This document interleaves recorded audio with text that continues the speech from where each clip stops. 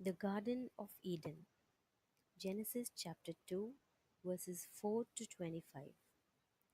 When the Lord God made the universe, there were no plants on the earth, and no seeds had sprouted, because he had not sent any rain, and there was no one to cultivate the land. But water would come up from beneath the surface and water the ground.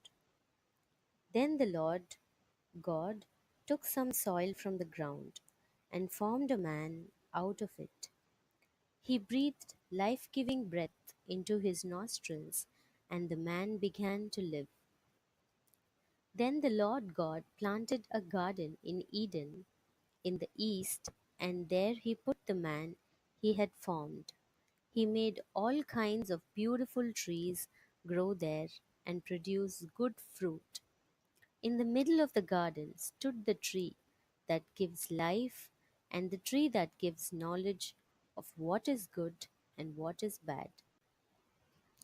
A stream flowed in Eden and watered the garden.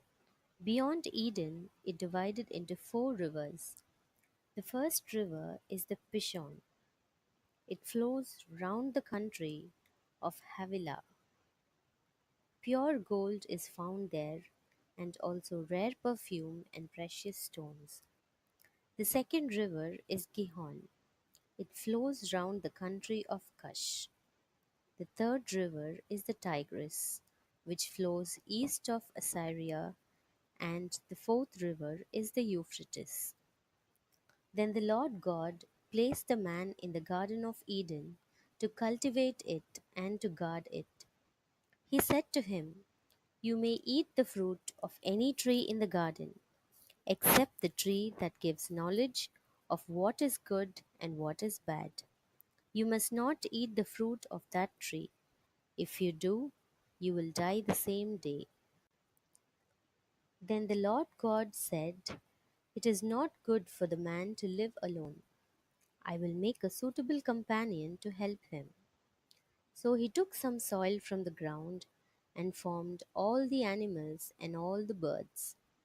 Then he brought them to the man to see what he would name them. And that is how they all got their names. So the man named all the birds and all the animals, but not one of them was a suitable companion to help him.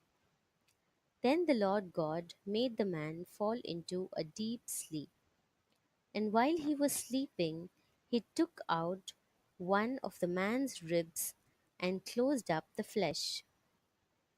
He formed a woman out of the rib and brought her to him. Then the man said, "At last, here is one of my own kind, bone taken from my bone and flesh from my flesh. Woman is her name, because she was taken out of man." That is why a man leaves his father and mother and is united with his wife, and they become one. The man and the woman were both naked, but they were not embarrassed.